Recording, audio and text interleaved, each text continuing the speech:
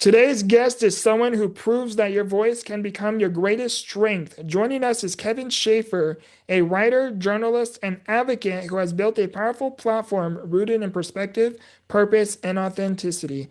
Living with spinal muscular atrophy, Kevin has not only navigated life's challenges, he has transformed them into meaningful conversations that inspire awareness and connection. Through his storytelling, interviews, and written work, he has helped reshape how people see disability, not as limitation, but as lived experience filled with depth, humor, intelligence, and resilience. His work uplifts voices, strengthens community, and reminds people that every story has value. Kevin's journey is one of growth, discovering confidence, stepping into his calling, and using his platform to create impact far beyond himself. Welcome to Become the Victor, where we don't just talk about what someone went through, we talk about who they became because of it. Bro, thanks for the intro. I'll try to live up to that. I'm very flattered. But yeah. Yeah, I appreciate you having you, brother. It's been quite the surreal moment. Fun Yeah, fact man. is, you actually were the first interview I ever did. Was that the verse? That's it, man. Because I feel like at that point you had a big social media presence and everything. But you did great. I remember. I know it's been a minute since we did that podcast, but yeah, you did great on it. Yeah, it's been a minute. Fun fact, you were actually the first Yeah. person. So for anyone who doesn't know you yet, like what is your story?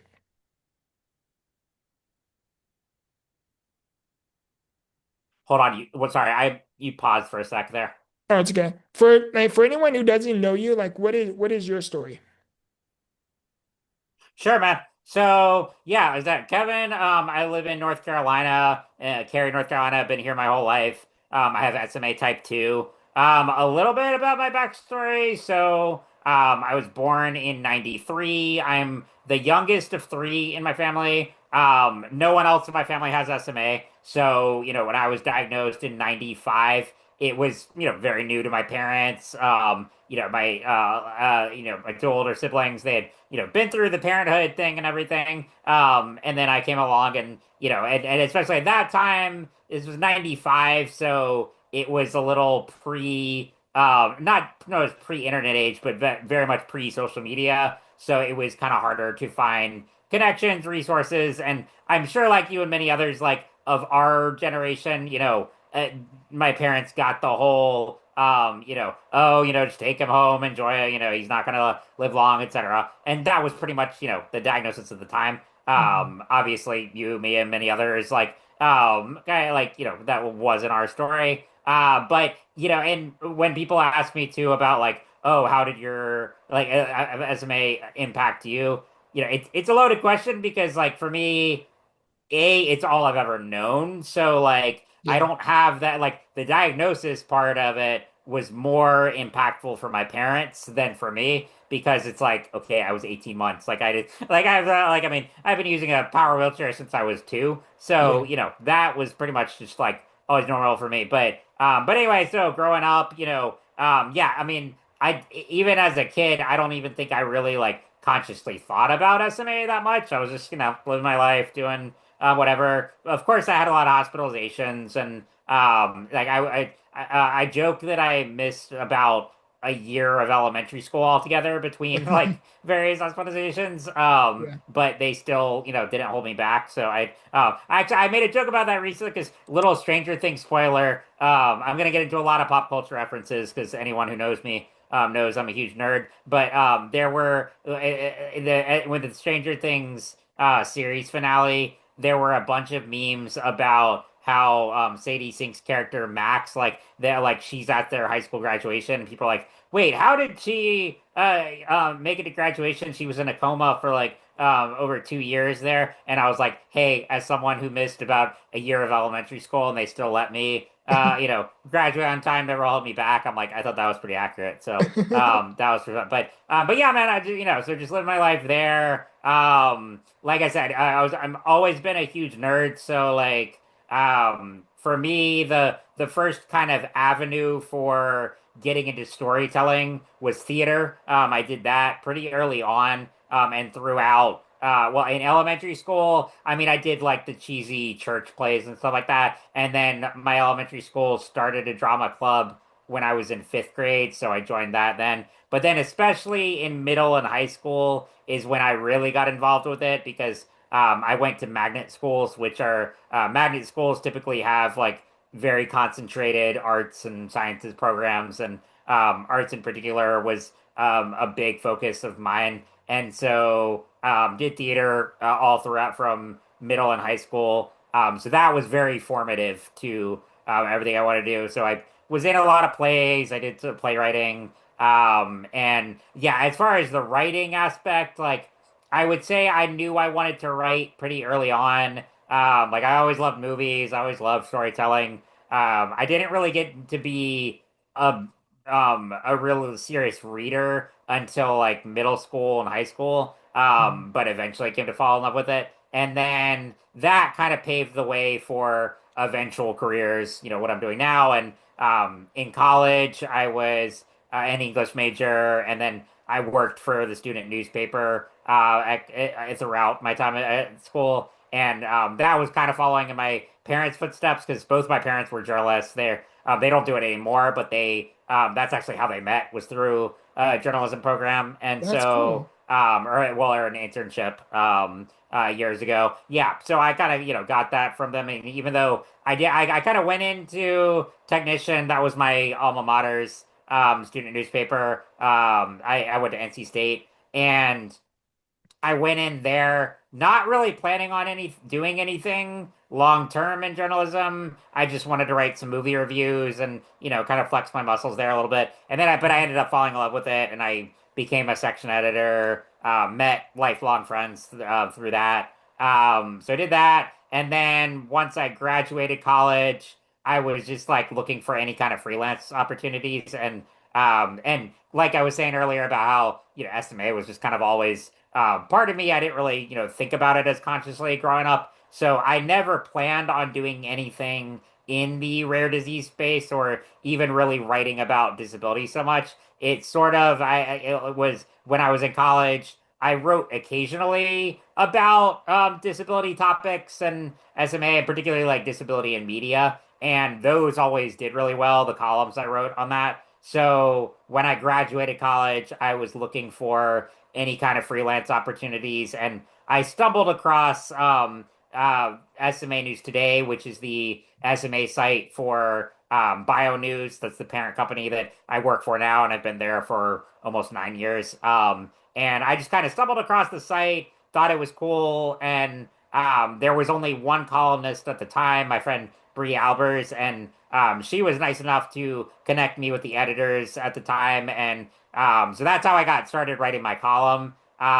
It's called Embracing My Inner Alien, and we can talk more about that. I'll put that in the descriptions. But yeah, that kind of like started it all in terms of my career at BioNews. And again, I did not plan on that at all because when I was graduating college, I wanted to be a comic book writer and an entertainment journalist, and I've still done like kind of a little of both on the side. Like I've been on a bunch of like geek pop culture podcasts for years. I'm on one now. And then I still write, a lot outside of work, but yeah, I kind of fell into a career in the rare disease space, and then like we were talking about earlier, I started the SMA News Today podcast. That's where I've had you on before. And yeah, fell into management, and it's been wild ride since then. But that's typically how things go in career spaces. Is you kind of have like a general idea, and then things take you on a different path. Yeah. Wow. But it was always like storytelling was my priority. I knew that. Yeah. Well, what do you think sparked that storytelling? Like, what do you think caught that interest? Do you think it was your parents because they were journalists, or you always around it? I think it was a number of things really. Like I don't know if there's like any one thing I can pinpoint to so much as like I've just always gravitated towards that. Like I've never been a sports person. And I like I said, I always loved movies. Like there's even like my parents said like there was one Christmas where I didn't even want to I was like late opening presents because I was watching a movie. So it was things like that, and then just spending a lot. Well, it's like I still always had an active social life, but at the same time, even when you're a sociable person, I think you know from the world of disability, there are times nonetheless that are very isolating, and like whether it's a hospitalization or just things that it's harder for you to participate in than others. So whether it like for me, whether it was like church youth trips or whatever, or things at school, or like when friends started driving, things like that. That there were things where it's like, okay, I can't really participate in everything, Mhm. so I spent a lot of time watching movies, reading, etc. Going to plays, but yeah, it was more just like I think it was. There's not really any one thing in particular so much as it was always like in my DNA essentially of just like and you can see in my background here I've got like a bunch of nerd culture stuff but yeah, I mean my parents definitely always encourage reading, they're big storytellers as well, so yeah, I think it was just always in me in that respect, and yeah, it evolved in different things from theater to journalism, podcasting, writing, all of that. Yeah. Like navigating these different seasons, especially like when you got into writing or school, like how has that Mhm. impacted you, because of your disability? Yeah, it's a good question. So, yeah, let's see.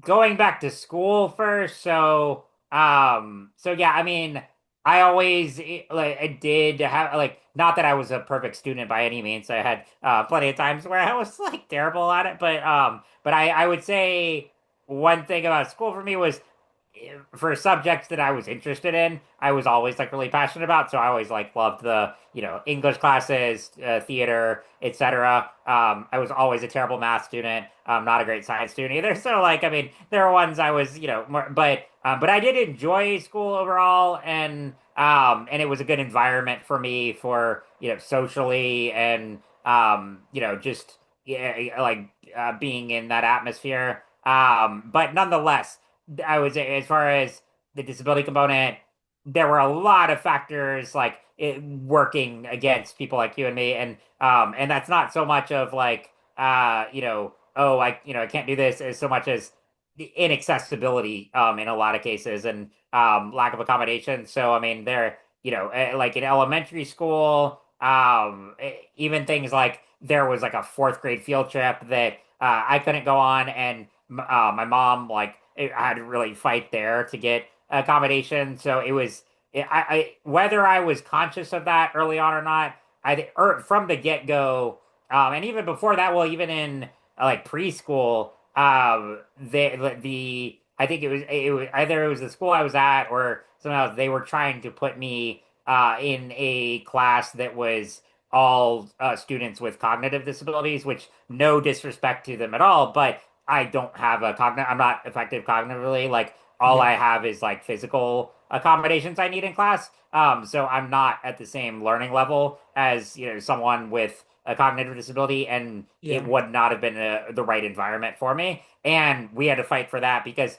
I think that was the systemic thing we saw early on was, people like administrators, systems would rather put you, off in a class of your own, than have to accommodate you into, an environment that fit your needs and fit your learning capabilities. So that was something we dealt with very early on, and it's something I've written about that, like, my mom really trained me how to become an advocate for myself and for others because like that's the thing. Like when it comes to advocacy and when it comes to navigating systems like this, you almost don't really have a choice. It's like, okay, you're either gonna be pushed around or you speak up and and you be kind of a pain to administrators. And she Mhm. had no problem with that, and she taught me to do the same. So there was that aspect. But as far as like how like people have asked me before, like, oh, did like were you ever like bullied because of your disability or anything like that? And to be honest, like really no. I mean I think not that there weren't comments here and there, and there weren't times I like that were awkward, and but as far as like growing up as like the only kid in a wheelchair in my class, stuff like that. I would say like the attitudes of people around me were pretty much like, oh yeah, no, that's just Kevin, like it's I mean, and not to underestimate people who have gone through that because I mean there's certainly still a lot of stigma, stereotypes. There are, a lot of disabled people who have had horrible experiences in school, and I fully empathize there. But thankfully, I had a lot of friends and support there. I joke that any times I had any like awkward social scenarios or just struggles there, that was more my own doing because like any 14-year-old, I was a pain in the butt. And so like that was, but that really had nothing to do with my disability. But yeah, so like elementary, middle school, I would say it was just like pretty normal because it's just like, like I think the thing for me when I was younger, you know, having like my parents as my caregivers, having extra needs, it wasn't as a big of a toll on me when I was like a little kid there, like elementary, middle school kind of thing, because yes, while I had to do things differently, at that time it was like okay, well, every kid is dependent on their parents, right? So it Yeah. wasn't really, I didn't feel like super abnormal in that respect. It wasn't until I got to like high school and college that it started getting harder because for a number of reasons, because like I mentioned earlier, it's like, okay, you get to high school, and especially like about midway through, friends start driving and friends, go to parties, do all this stuff. A lot of things that like weren't inaccessible for me, right? So Yeah. that's when I started to grapple with all that more. Meanwhile, my parents, it's getting, a little harder for them to do all of my care. All of the, existential questions are weighing on me of like, oh, what is college going to look like? What is adult life going to look like?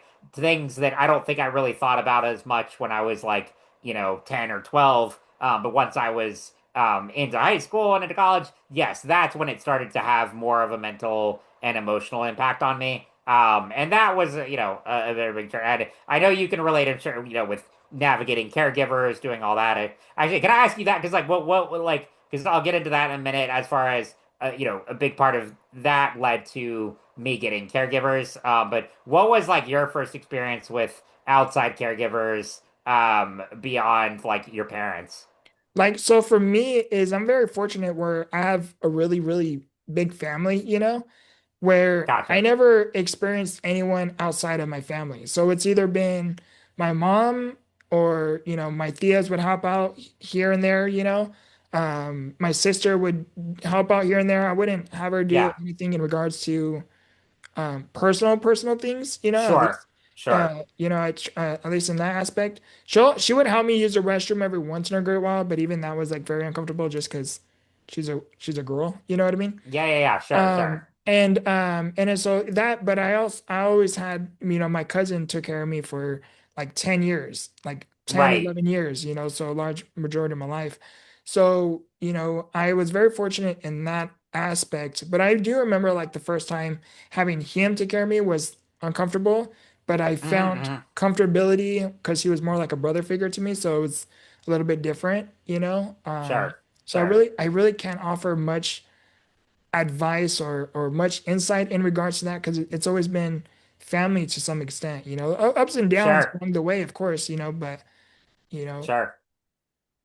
No, man, it's well, and that's the thing. I think everyone in our community has a very unique experience with that. But yeah, for me, it was like, my parents have always been my primary, but then, like I said, it got to a point where I was like, so in college, I commuted. I've always lived at home. I went because I went to NC State in college, and it's only about 15 to 20 minutes for me. okay. And to some extent, I was like, when my parents and I were having those conversations when I was in high school, because I knew I always wanted to go to state because I did a writing workshop there when I was in high school for 3 summers. I joke that like yeah, if you needed a like monitor of how big a nerd I was, like I went to writing camp, in high school. So but I loved it. It was like a 2 week program I did every summer. It was tons of fun. I met some friends that way. One of whom went to college as well with me, and so built relationships there. But so I fell in love with state. I mean, I still applied to other schools, but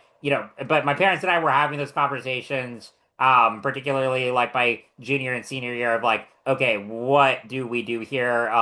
And I think we kind of decided early on if I got into state that it would be easier to just commute there. But we had the conversation about like, well, because I also got into like UNC Greensboro, which was about like hour-ish, hour and a half away, and ECU, which was also about the same length. And if I had gone to either of those, we probably would have had to get like an apartment during the week, like for my mom and I to stay in, because my dad is a full-time UPS driver, so is my brother. So he wouldn't have been able to like come out there, but those were things we had to kind of think about. But we kind of all agreed on if I did get into state, I would just commute from home. That would be easiest. And so when I got to college, like it was this whole new experience. And even though I was living at home, I was still really enjoying every minute I had on campus. And I joined different organizations, and I joined Technician about midway through my freshman year. And I was having a great time, but at the same time, and I've written about this too. There was like this whole other avenue of home life where it was just getting logistically, physically harder for my parents to do all of my care. Mhm. Not that they didn't, hated it by me, but it was just like, it does become a physical toll. Yeah. Like I said, my dad's a full-time UPS driver, and like, I'm getting bigger. I'm getting, it was getting harder to do that full time. And also I wanted more independence too. I didn't want them to have to be my only caregivers. And my brother and sister are older, so my sister is about 5 years older than me. My brother is 2.5 years older. We're all very close, and like they've helped me a ton over the years as well. But they never really did similar to yours, like not the like in-depth personal care, but more like so like they can't like my siblings never like bathe, dress me, stuff like that. Yeah. But they're always, they're reliable of her. And that was one of the cool things, being able, once they got older, being able to go with them, like they could drive me around. That was a huge source of independence. But nonetheless, it was more the nitty gritty caregiving stuff that like, I just recognized that okay, I really do want someone else. And so and there was a point where toward the end of my freshman year, like it wasn't, I don't think, any one thing in particular that caused this, but I just had a huge meltdown when I was at home one day because, like, I think it was just like, it was just one of those, like, little things like either me and my dad had gotten, like, frustrated about something and I just kind of, like, broke down. But it Mhm. ended up being kind of, like,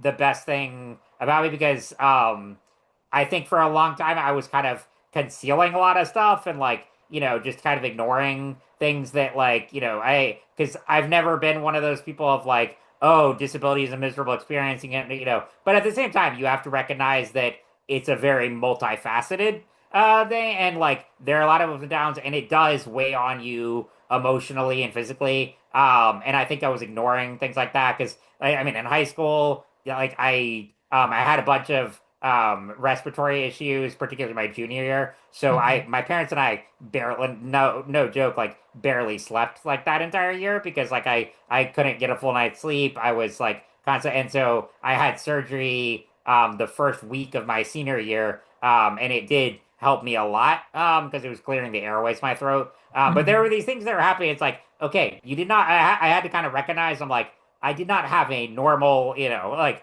high school experience, remember, and like I had to kind of recognize that, and that was actually very liberating for me to like come to terms with that and recognize like not just like the stuff I'd been through, but also, the weight the toll it took on me, on my family, and it wasn't like, oh, I'm giving up, but it was a recognition of like, okay, we do need to make some changes to benefit everyone, right? Like, I mean, it was clear that I wanted more independence. I wanted, my parents to be able to have like some flexibility. So that's when so that was kind of a big turning point for me. They were still my only caregivers going into sophomore year, but then it was like because we were kind of figuring out like okay, what's the next step of like how do you even like find outside caregivers? Because this is the other thing about living in disability world is like they don't really give you any kind of roadmap, and like every in the US it's like every state is different as far as like what services you qualify for, all this stuff. And so it was just a lot of learning and trial and error. But finally in the summer between my sophomore and junior year of college, I started hiring outside caregivers, and so we went through an agency, and it was, I mean, it was a very nerve-wracking experience at first. It was like, because at that point, like, my mom's best friend had done some of my care, like occasionally, like on weekends and stuff, so my parents could go on a trip, things like that. But for the most part, it was like only my parents knew how to do my intimate, care needs, and Mhm. so opening that up to strangers was a big deal. But this is actually what's crazy is it led to one of the first people I ever hired. He's actually still with me today. He's I've known Randy. I've known for over 12 years now. It's great. And so and yeah, because found him through an agency initially. He was actually on the way out of being CNA, but he kind of like just stumbled across me. We hit it off right away. He's an extremely irreverent dude. That like we just like went to the same high school as my sister. They weren't in the same class, but they, he on there. So he grew up here as well, and yeah, hired others as well. But yeah, that was honestly a big turning point for me, getting this independence, like still living at home, but by having outside caregivers come in, it just opened up a lot of opportunity for me, for my parents. Because like I said, it wasn't that I felt like I was ever a burden to them. But it was just like, the practicality of, okay, they can't be my only caregivers forever. And also I want to have like, freedom to go stay out late and, go, be driven around. And yeah, I mean, I mean, I could do a whole podcast on this of like, but I've had all kinds of caregivers, ranging from great to horrible to like all over the Yeah. place. But it was definitely one of the best decisions I ever made. I was also able to hire a couple of my good friends to as like caregivers to drive me around and stuff like that. So they would drive me to and from campus. It allowed me to do late production nights at Technician, stuff like that. So gaining a lot more independence was huge for me. I think at first I didn't need, I was like too caught up in the adrenaline of it to really focus on all the nuances of how to not only manage a team and manage like my own responsibilities, and also like treat them with respect. Like, not that I disrespected them, but I think there were Mhm. times like that first year where I just like would kind of schedule them for stuff without asking them first. That was a lesson I learned early on. It was like, okay, you got to have this, like, you have to be 100% on top of communication when you're Yeah. managing a team of caregivers. You have to respect their time, make that. And so that's something I learned early on. But yeah, it just opened up. And then, yeah, Randy then ended up staying with me for 7 years, and then he and his wife left for about 3.5 years to go do commercial truck driving. But then they actually came back last year, and some stuff happened in their lives and stuff. So they're back here now. So he's actually working with me again. So that's been great too. And before that, I worked with students a lot. So like like a lot of nursing students I had for several years there. And that was a great experience as well. So yeah, it's a whole, finding outside caregivers is like a very nerve-wracking experience, but it's also very rewarding once you find the right people, because it really does open up a lot of opportunities for relationships, for independence, all of that. So that Yeah. was a big turning point for me. When you said you had your a mental breakdown, like what was Mhm. that process like? Like how did you get through that process? Yeah, I mean that's a good question. Like, I mean, as far as like when it just happened, it was just like, yeah, it was just a meltdown. Like I was just like, right, and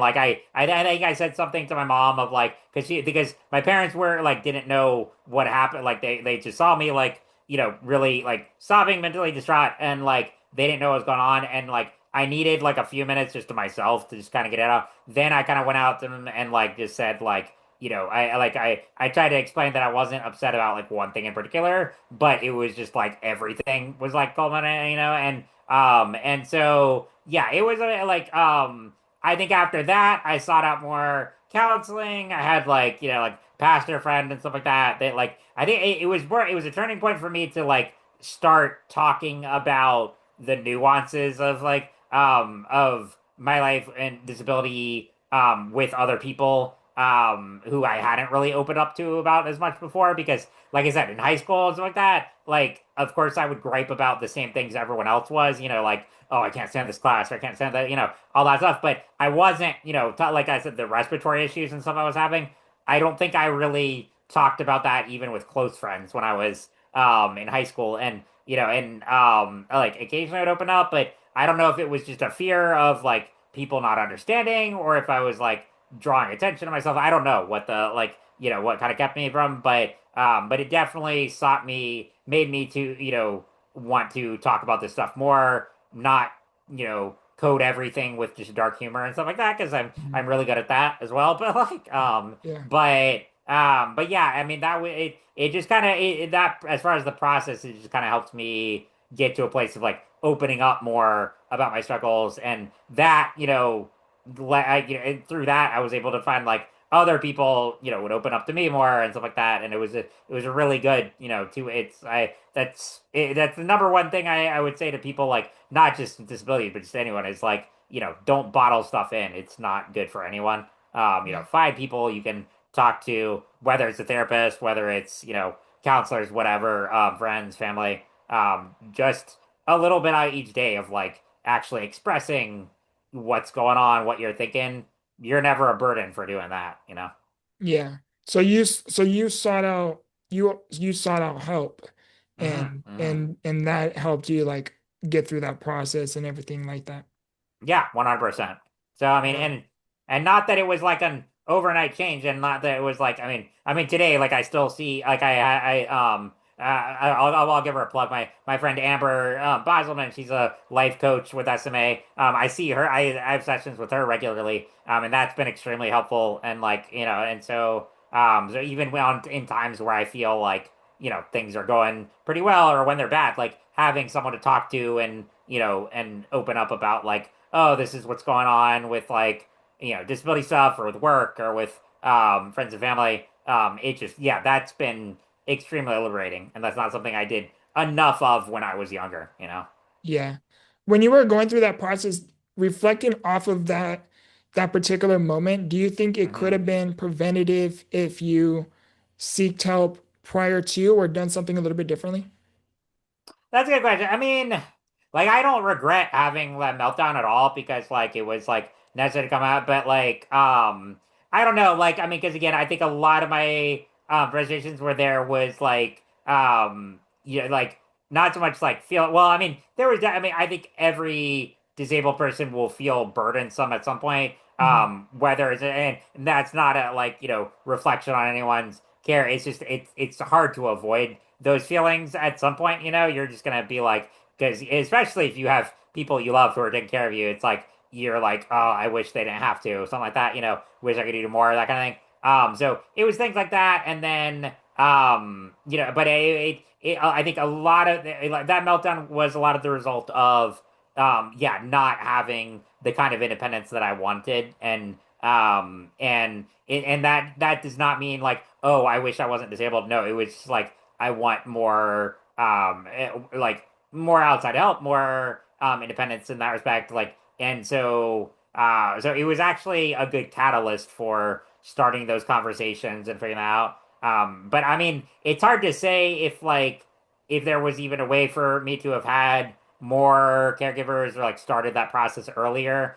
Because again, it is a complicated process, and oftentimes like even the best doctors are not educated about that, and that's something I think they should be. It's not Mhm. their fault, but it's just like that's something that's a systemic issue that like caregiving like here in our system is so complicated and I mean we have friends all over the place who are just fighting for basic like need they I because I mean in my mind I think like every SMA person should be eligible for around the clock care if they want it. Not everyone will need around the clock, but they should be eligible without question. And Mhm. too often they have to fight tooth and nail just to get 20 hours a week or something like that. It's Yeah. ridiculous. And so yeah, so it's more like systemic issues there. So I don't know if I had caregivers earlier on, what that would have done. But I don't know that would have changed anything because it's like if I hadn't met Randy, that would have been like, I can't imagine that. Like he's been like,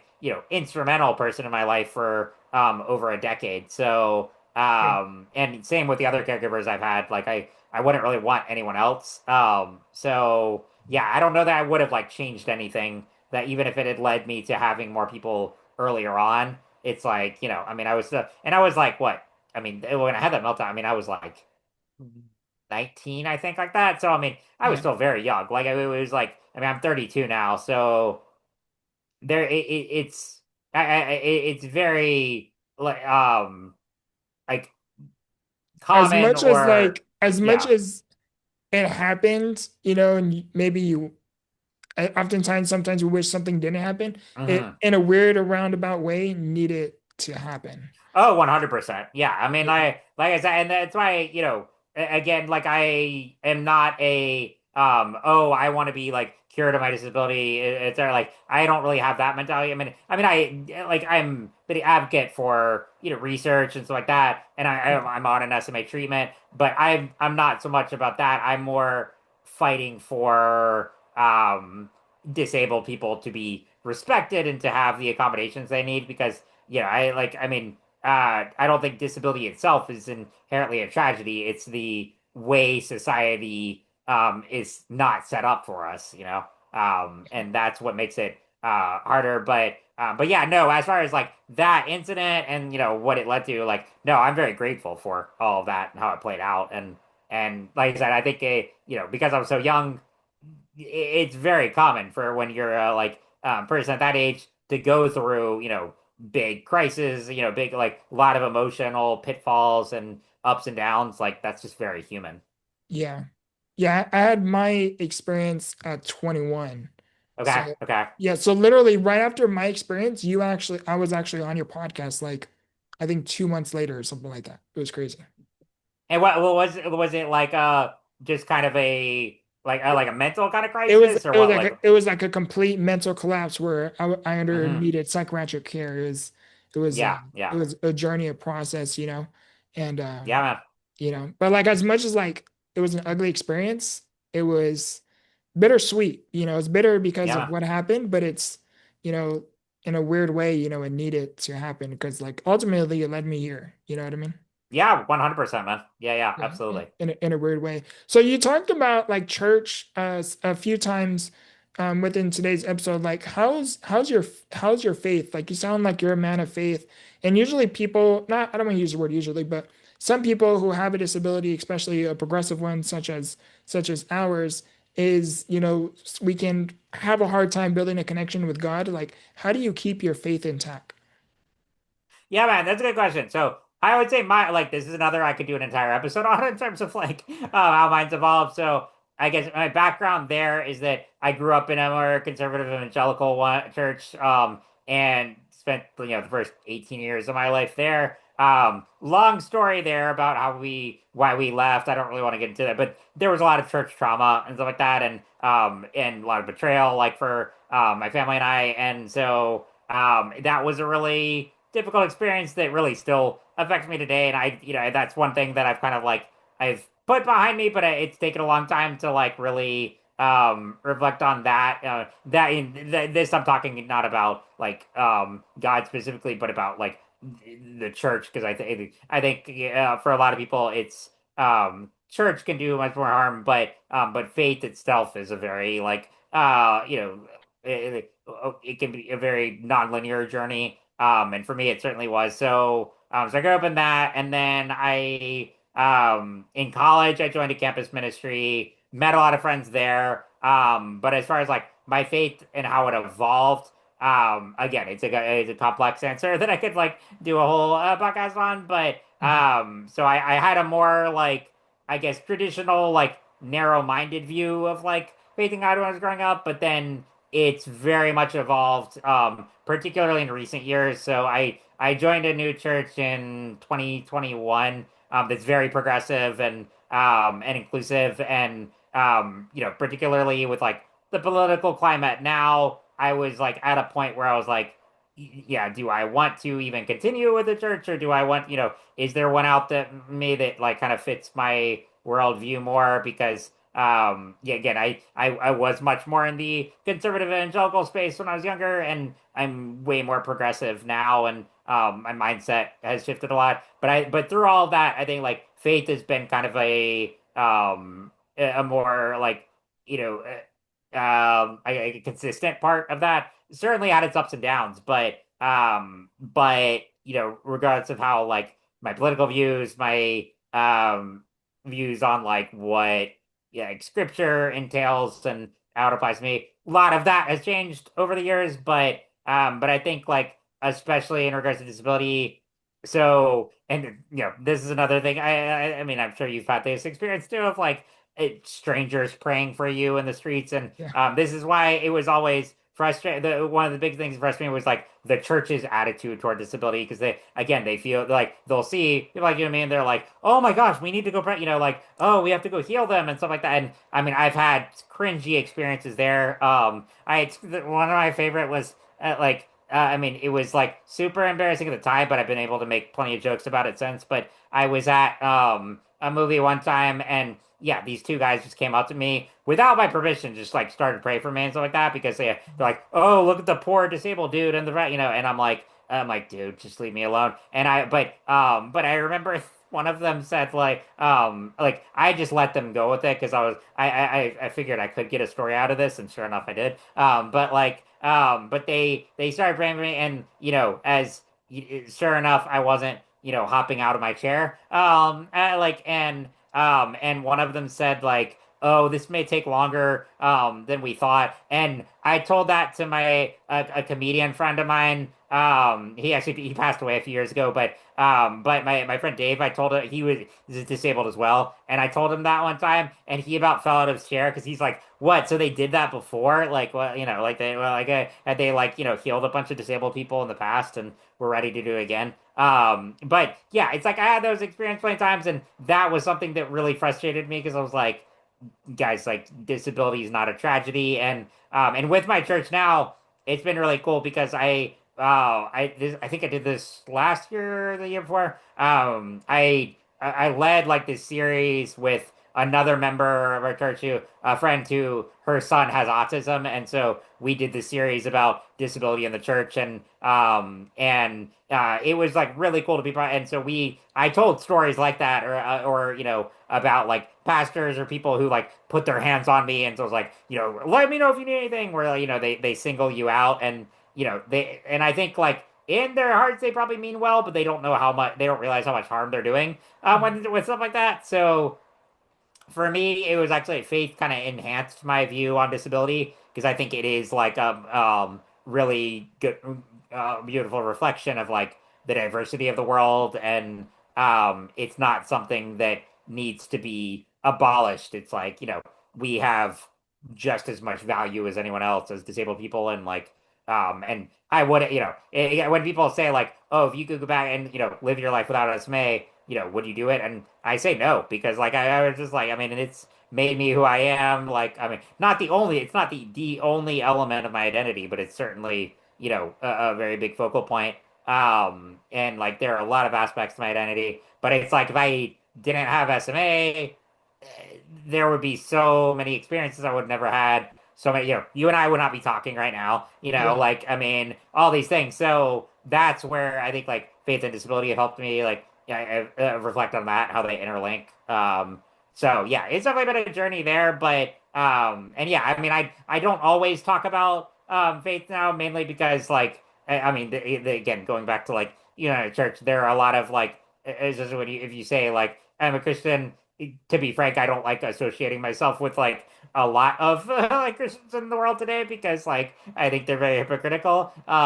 So I have to like but as far as like having conversations like this, I'm all for it, because like we can have or dialogue like that. But Mhm. yeah, so it's been a wild ride, but I love my church now. We're a bunch of nerds there, but like a group of us have a Star Wars RPG there. So it's been really fun. That's awesome, dude. Yeah, Like, yeah. I wanna touch on a little bit. I know we're like already at the 45-minute mark for you. Nah, Maddie, you're good. I got And, time. You're good. okay, Yeah. I'll start to end it here around here. I'm genuinely curious, and I don't know if you're okay talking about it, but you said you grew up with siblings. So what was Hmm. that journey like navigating, living with SMA and having your parents as your caregivers, Hmm. and knowing that your parents often need to be more attentive to your care, than your siblings, because your siblings, I'm assuming, Yeah. are independent, right? Yeah. No, it's a good question too. I mean, well, first off, I would say like, I mean, my parents like always like treated us the same. Like, wait, they had the same expectations for us. Like, obviously, I couldn't do like physical chores, but like, they had standards for all of us. They didn't like set me apart. Like you said, obviously, I would still need more like attention, like physically, and especially when I was sick or stuff like that. I Mm, mean, my like, there was one time I think it was during one of the times I broke my leg, and like it was like on my sister's birthday or right on the time. So like, she had mhm, it's been birthday in the hospital, and so like so I mean, my siblings are great though. I mean, we growing up. I mean, of course, we bickered just like any other sibling. I mean, that was very normal. yeah. And then, but we're also always there for each other. And I would actually say I've gotten like even closer to them as adults than we were as kids. Because as kids, I mean, I said we were still very close, but we were also kids and we were obnoxious and like would fight all the time, something like that, and I definitely took the role of the annoying little brother as much as possible. So, but as adults though, I you know so. But well, both my siblings are parents. My sister has two kids. My brother and his wife have one. Very close with my niece and nephews, like to the point where it's I it my parents and I like almost like help raise them too because like Mhm. we're very all close there. They do daycare with us or have for years, and so there's that, and like and my siblings have been through their own challenges in life. My sister's a single mom. She had her she had divorced in 2022. Had to navigate that with having two kids, and so we've always been a family of, like, we're there for each other. And my brother and I, like, it was like when we were kids, we didn't have as many common interests because like he was always a sports guy, I was a theater nerd, and like movies, stuff like that. But like we're like the two of us are big comedy buffs now, so like we go to comedy shows. That's like our thing we do together. And we send like really inappropriate reels to each other all the time on Instagram, stuff like that. And like, yeah, same. My sister and I have a lot in common, so that's been really cool. But yeah, that was the thing. I mean, my parents, made sure to treat us the same. I'm sure there were times where and that's why I would be interested in talking to my siblings about sometime of like did you ever felt like I was getting too much attention or anything like that, or how did you navigate that? And I'm sure there were times that were harder on them, especially or even, and I imagine not even so much that as also just like seeing me go through stuff and like going through long hospitalizations, all that. And like I said, as much as we bickered and stuff, and like any other sibling, they were always like my number one supporters, and we were always at each other's backs. So that was the big thing. But yeah, I mean, like as a family, we've always like navigated through things together, and of course there have been ups and downs and stuff in all of our lives, but I think because of all those things we've gone through, we have stronger relationships as a result. Yeah, that's awesome. I was curious about your perspective, for, myself and other people who have Hmm. siblings with a Hmm. disability, like Yeah. that they're not alone navigating the journey in terms of like Right. maybe having the same mentality or wondering the same thoughts and things Right. in that aspect. And And it's and fascinating in our community too, because like with SMA, the genetics are like really random. Like I know families where like two or three might have SMA, one doesn't, or others like mine where I'm the only one. it varies, but like I've been fascinated by talking with friends who like they have a sibling who also has SMA and like how they kind of not, I was like, especially if like one's older, I've asked them questions of like, were you able to kind of like be the guinea pig for, navigating the school system, and if you have helped like your sibling through that. Because for me, it was the opposite of being I'm the youngest. I was like, we were new to navigating life with a disability, but also I still looked up to my older siblings for other things. Yeah. I Yeah, love it. I love it. yeah, I'm an uncle myself too, and I'm genuinely curious yeah, because man. you said you're very, very close with your nieces and nephews. What Mhm. advice do you have as an uncle? As an uncle who has like SMA or a disability?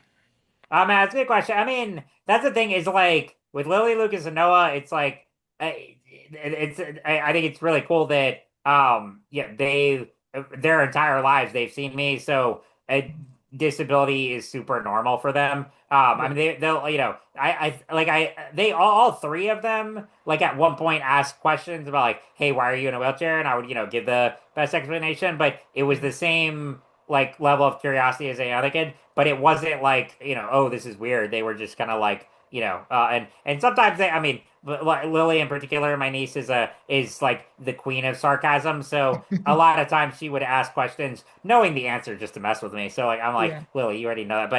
But it was cool that I remember because all three of them have been to SMA conference before. Particularly last year that we all went to California for Disneyland. And I told them about it going in. I was like, hey, you guys are gonna meet like a lot of my friends who are also have SMA. They're also in wheelchairs, and yeah, I mean, I was really curious to see what their like reactions would be like that to like going from just seeing me to like seeing literally this like army of people like Yeah. run around, and they still, I mean, it wasn't anything like abnormal for them. So as far as advice, I love being an uncle. I love spending time with them. I say, just you can get away with spoiling them because you can be the cool uncle, cool aunt. And then, but yeah, I mean, same thing as that, treat them normally. Like, definitely answer questions when they have them. But yeah, I mean, I would say all three of them, they're just as curious as any other kid. But they're also, and it's cool too, because like Lily in particular, she's 9 now. Well, all three of them, like they're 9, 5, and 4, so they're even able to like help me with things now, and they're really good about that. So like I'll have them do things like help me get like my a snack or help me set my laptop down, stuff like that, and Yeah. it's good for them to see that like they learn just like ways to be helpful, empathetic. So it's good, but yeah, that's the thing is like they've never had that like whoa wheelchair. It's just it's very normal for them. Yeah. No, I love it. I love it. That was a great answer. Yeah, yeah, yeah, That man. was cute. You said the queen of sarcasm. My Oh my yes, my yeah, yeah. niece is Oh yeah. like almost 2, so she's starting to develop her own personality. It's the most Oh important yes. thing to me. All three of them have very active personalities, and yeah, no, I mean, and it's fun too. Like my nephews are big into Marvel and Star Wars now, so I get to like mentor them and all that. Yeah. And Lily's gonna start theater this summer, so that's really exciting. But yeah, That's cool, dude. So yeah. what is a question? We're getting to the end of the episode here. What Mm. is a question you wish more people asked you, but they don't? Ooh, that's a good question. Man, I would say, let's see.